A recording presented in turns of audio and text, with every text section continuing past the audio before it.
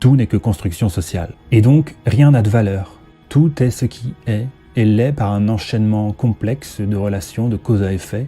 Tout est ainsi comme tout aurait pu être autrement. On ne peut pas se dire que si tout est ainsi, c'est justement parce qu'il n'en a pas été autrement, et que c'est pour ça que le passé a une valeur.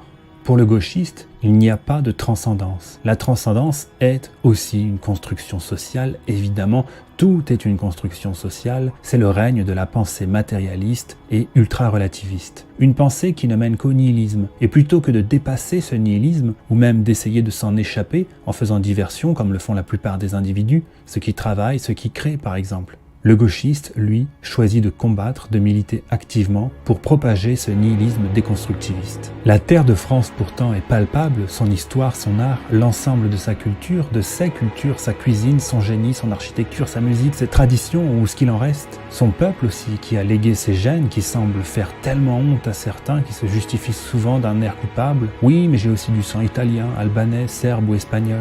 Bref, ces constructions sociales qui définissent la France ont encore une incarnation dans le réel. Réel, ce mot tant détesté par le gauchiste, tant on lui a envoyé dans la tronche. Mais la plus grande construction sociale, celle détestée plus encore que toutes les autres, c'est la chrétienté. Je dis la chrétienté, pas la religion, parce que l'islam a beau être une religion, donc une construction sociale également, il est intouchable. C'est l'ultime bébé phoque éternel. Comme si tout était simplement motivé par la haine de la France, de la nation et de tout ce qui s'y rapporte, plutôt que par humanisme ou amour de quoi que ce soit. Parce que l'islamo-gauchisme résumé en une phrase, c'est ça. Les ennemis des ennemis de la gauche sont ses amis.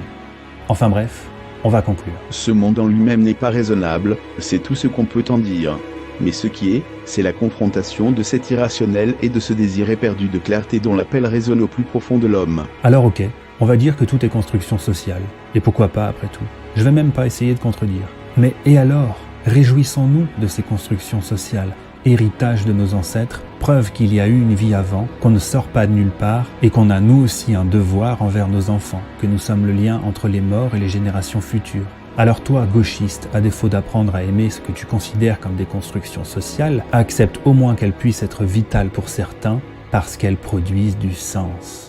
Parce qu'on a l'impression que cette gauche moralisatrice et nihiliste est presque jalouse de ceux qui sont capables de donner du sens aux choses qui les entourent. Vouloir tout déconstruire de manière si maladive, c'est comme détruire le tableau du peintre en lui expliquant que ce qu'il a fait n'a aucun sens, que ce qu'il a peint n'est pas un bateau, mais la bête représentation d'un bateau, que ce sont simplement des pigments sur une toile. La déconstruction gauchiste, c'est de refuser de voir que le bateau est beau.